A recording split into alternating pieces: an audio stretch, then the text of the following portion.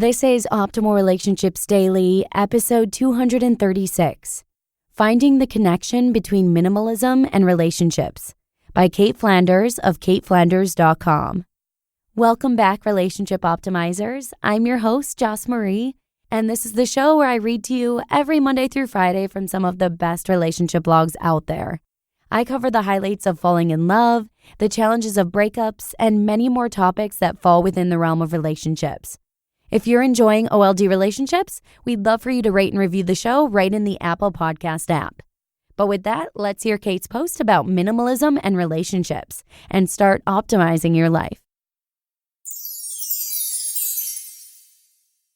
Finding the Connection Between Minimalism and Relationships, by Cait Flanders of CaitFlanders.com. Back in June, right before this whole journey towards minimalism began, I was still in the habit of going for brunch nearly once a week. I've often said brunch is one of my favorite meals and that I would always spend money on it, until I realized that blowing $20 on some fancy eggs and coffee wasn't going to help me reach any of my financial goals. I'm also fairly certain I used to go for brunch simply to take pictures of my food and show people that I went out. So there's that. To go along with my year-long shopping ban, I decided to decrease my monthly restaurant budget and have only gone out a couple times since. But I digress. The last time I went for brunch in June was with an acquaintance I'd tried to maintain a relationship with for the past year or so. We had some mutual friends and a couple things in common, and we were finally both living in the same city. So it only made sense we would be friends, right?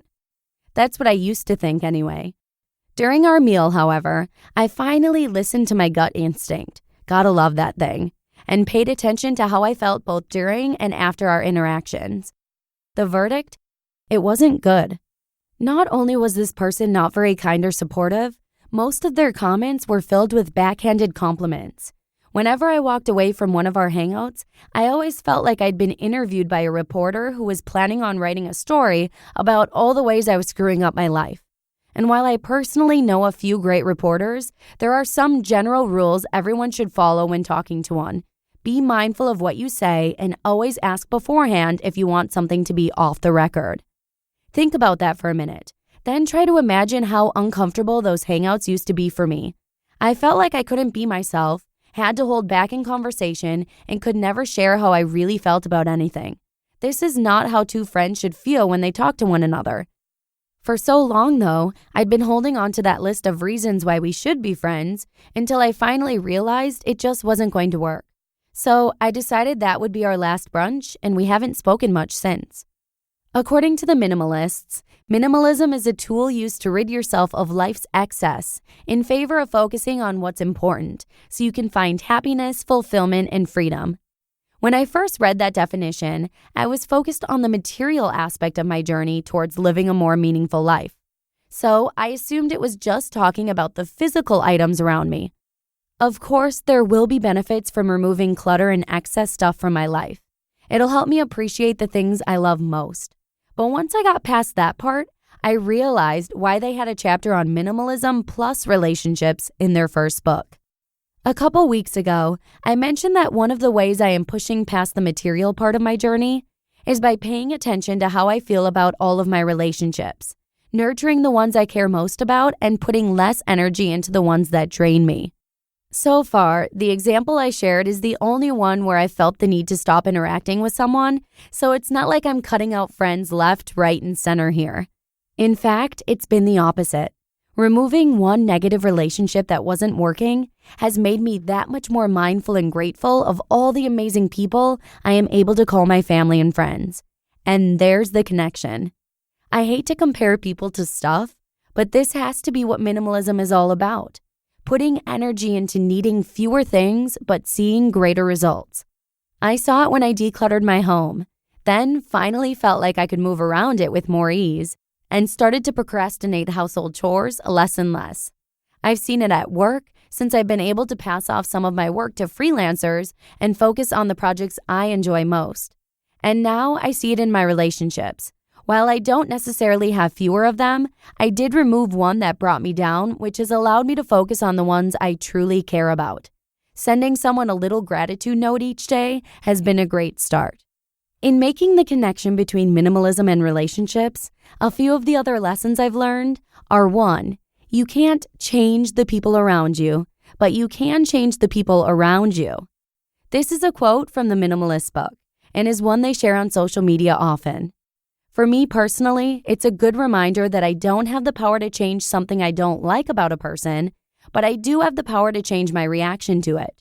For example, I didn't feel as though that acquaintance was ever going to become a supportive friend, so I stopped putting myself in situations where they could make me feel inadequate. Number 2, you're allowed to identify a list of traits or behaviors you need from someone you are in a relationship with. And I'm not just talking about people we establish intimate relationships with. This includes our friendships too. When I was younger, I often spent time with anyone who was nice to me, even if they were only nice half the time and awful the rest. Now, I am obviously much more confident in what I can offer as a friend and know I want the same in return. Some of the things on my list of needs from others include understanding, support, honesty, and communication. And number 3, you're allowed to let people go, and you should. The example I've used in this post is not the first time I have decidedly removed a friend from my life. In the past, I have identified a few relationships that were toxic and/or brought me down in some way and made the difficult decision to end them. It wasn't easy at the time, especially because I felt like we should be friends for whatever reason. But I have zero regrets because letting each negative relationship go allowed me to start opening myself up and giving time to more positive ones. The result I've realized is that all of my existing friendships and relationships today are intentional. I want each and every person who is in my life to be there, and I will pour any amount of energy I have to in order to maintain each relationship and watch them grow.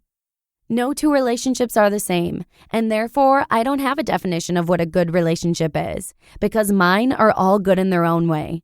But friends are the family you choose for yourself, and mine are awesome. When was the last time you evaluated your friendships and relationships? You just listened to the post titled, Finding the Connection Between Minimalism and Relationships by Cait Flanders of CaitFlanders.com. As Cait mentions, it can be so incredibly draining to put so much energy and time into relationships that don't bring value to your life. So thank you to Cait for sharing her thoughts on this.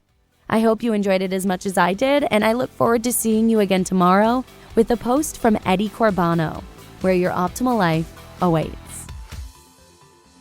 Hello, Life Optimizer. This is Justin Malik, creator and producer of this podcast, but also Optimal Living Daily, the show where I read to you from even more blogs covering finance, productivity, minimalism, personal development, and more from incredible bloggers like Derek Sivers, Zen Habits, Mark and Angel, The Minimalists, and all the ones you hear on this show too. So if you enjoyed today's episode and like taking amazing blogs on the go, come on over to Optimal Living Daily and subscribe to that one too. And together, we'll start optimizing your life. You've been listening to Optimal Living Daily. Be sure to hit the subscribe button to stay up to date on each new episode and head to oldpodcast.com. That's OLDpodcast.com for a free gift as well as more actionable tips and resources to help you maximize your potential. Thanks for joining us, and remember, your optimal life awaits.